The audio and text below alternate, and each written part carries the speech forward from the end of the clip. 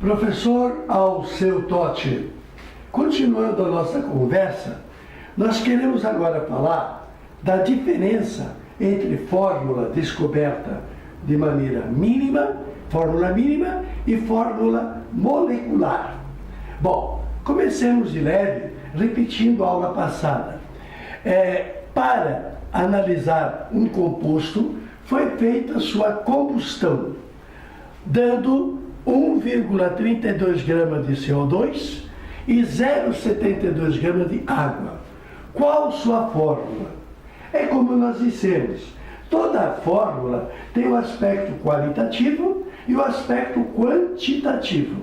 O aspecto qualidade me revela a presença de carbono na fórmula, porque se o composto foi queimado, esse oxigênio vem por conta do oxigênio do ar, mas o carbono terá vindo da substância que foi queimada.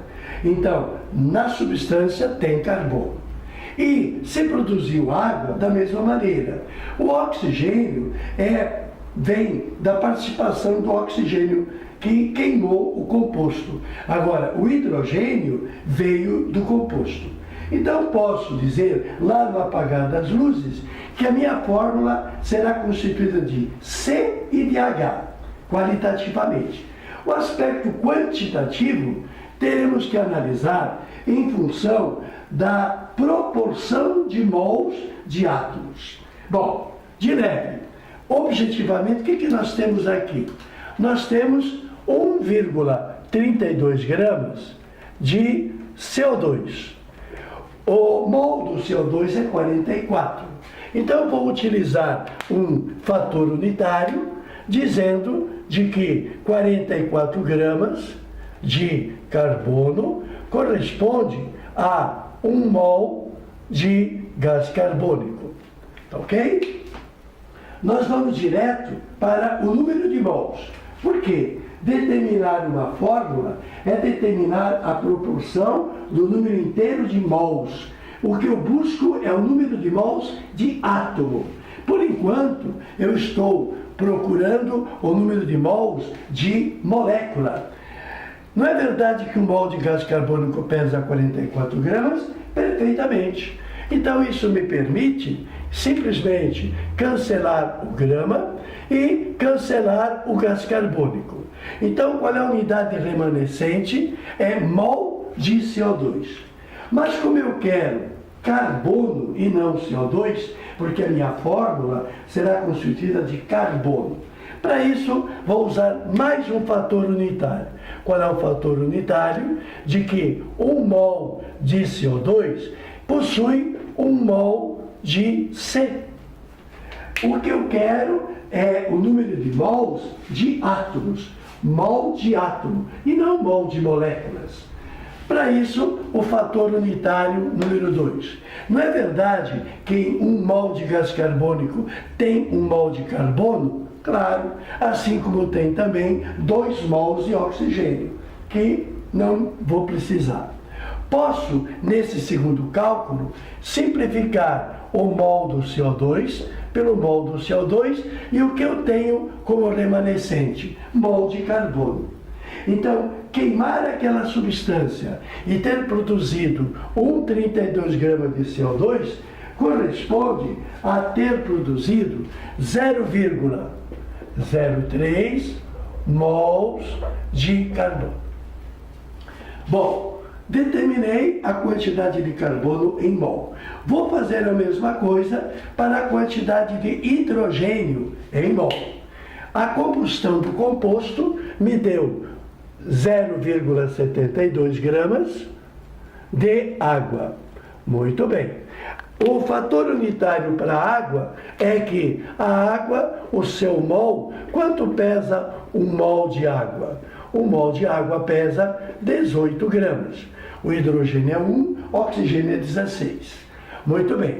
Isso me leva a simplificar a unidade de grama e é 18 gramas de água.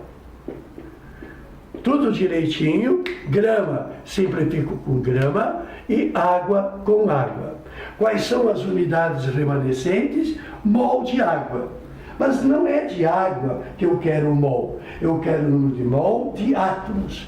Aí, o segundo fator unitário é que em 1 mol de água existem 2 mols de hidrogênio. Não é verdade? Uma molécula de água não é constituída de 2 hidrogênios e 1 de oxigênio? Então, num mol de água, existem 2 mols de hidrogênio. Posso tranquilamente cancelar o mol de água e o que sobra remanescendo é mols de hidrogênio. E esta conta, 0,72 vezes 2 dividido por 18, vai te dar 0,08. 0,08 mols de hidrogênio. Muito bem, como estava prevendo, eu já sabia. A minha fórmula, qualitativamente, é CH, certo? Porque me deu gás carbônico, deu carbono, e me deu água, certo? O composto, combustível, reagiu com o oxigênio do ar e deu os 2 produtos. Bom, não posso dizer 0,03 e 0,08, se bem que será a proporção correta, mas o número é decimal. Para que o número se torne inteiro, para encontrar proporção de mols em número inteiro, nós dividimos pelo menor. Então, esse número 0,03 e esse número 0,08 serão divididos pelo menor, o menor deles, que será 0,03. Ao dividir pelo menor, nós vamos encontrar 1 mol de carbono e vamos encontrar 0,08 por 0,03, vou encontrar 2,6. Confere aí, 2,6.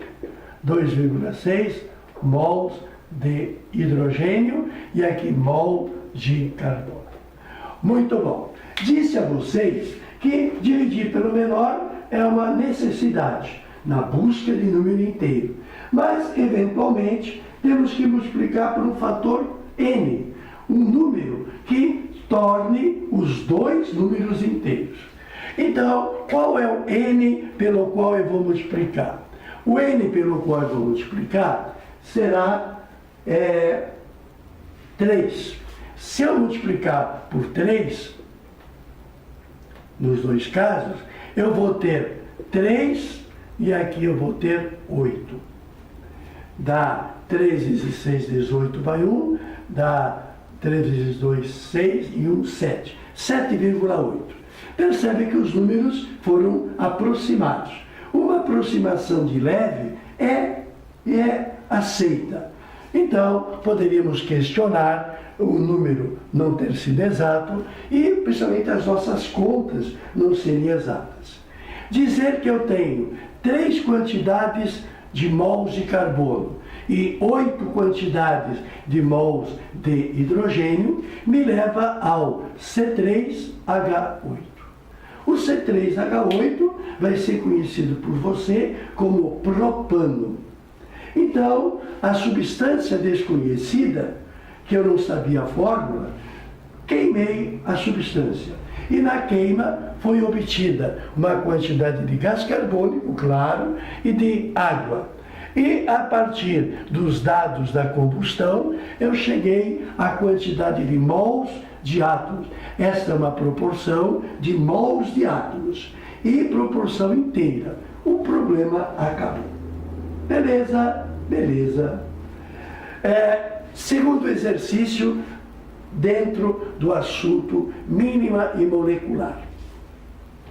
Um composto de massa molecular 58 tem 82,75% de carbono e tem apenas 17,25% de hidrogênio. Bom, o que nós temos que fazer? Nós temos que encontrar a fórmula. Claro que a fórmula qualitativamente já está determinada, o composto vai ter C e H. E quantitativamente, Então vamos à luta. Em termos de C, qual é a proposta? Em termos de H. A quantidade de carbono que eu tenho é de 82,75%. E a quantidade de hidrogênio, 17,25%. Bom, estas massas, esses percentuais, simplesmente revelam as massas em 100. Então eu posso dizer que de carbono, em 100 gramas da amostra, eu tenho 82,75 gramas. E de hidrogênio, 17,25 gramas de hidrogênio. Porque ambas massas são em 100. Então esse 100 incômodo nós vamos eliminar. Vamos trabalhar apenas com o número, que é o número em massa. Bom, para transformar isto em mol, vamos ao fator unitário. Em se tratando de carbono, eu tenho isso aí de carbono, isso aqui de hidrogênio. A massa atômica do carbono corresponde a 12.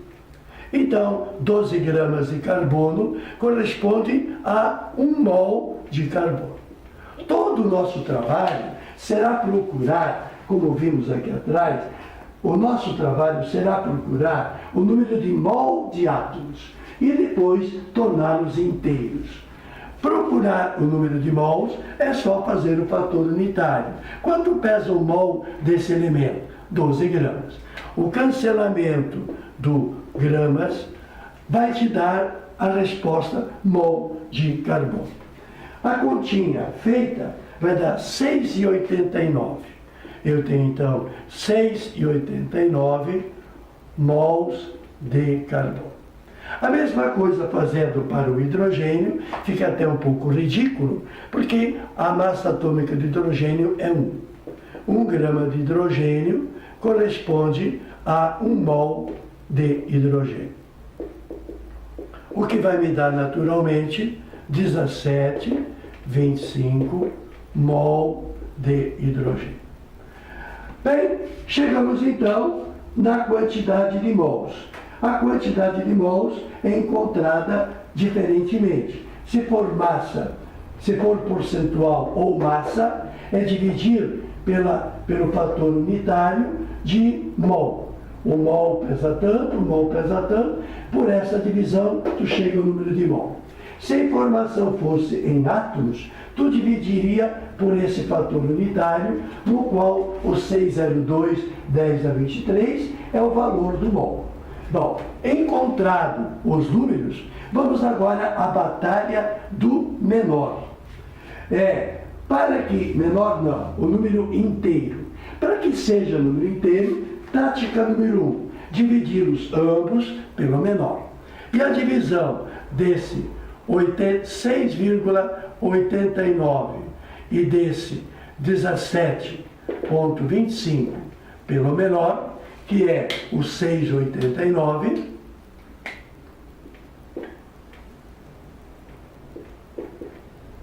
vai me dar, respectivamente, 1 mol de carbono e vai me dar, no caso, vai me dar 2,5. Vai me dar 2,5 mol de hidrogênio. Bem, então a divisão pelo menor não me levou ao número inteiro, que é o meu objetivo. É fácil compreender que a necessidade de multiplicar por um fator n. Esse fator n varia de problema para problema. Por qual número os dois números se tornarão inteiros? Simplesmente se multiplicados por 2. Se eu multiplicar por 2 o primeiro e multiplicar por 2 o segundo, eu vou ter, finalmente, uma resposta em proporção de mol inteira. Eu vou ter, então, 2 mols de carbono e aqui eu vou ter 5 mols de quem? De hidrogênio. Posso, então, com números inteiros, afirmar que a minha fórmula é C2H5.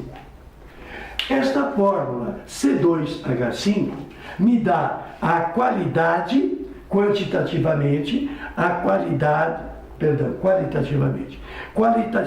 eu tenho a qualidade e quantitativamente eu tenho a quantidade, que é a proporção em mols e átomos dos elementos respectivamente, carbono e hidrogênio.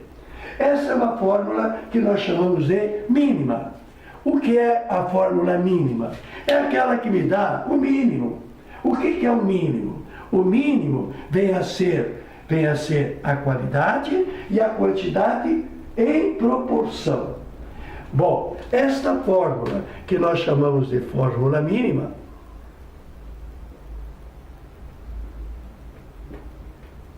ela terá que ser multiplicada por N para me dar a fórmula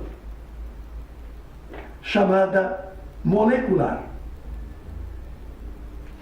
O que vem a ser fórmula molecular e o que vem a ser a fórmula mínima?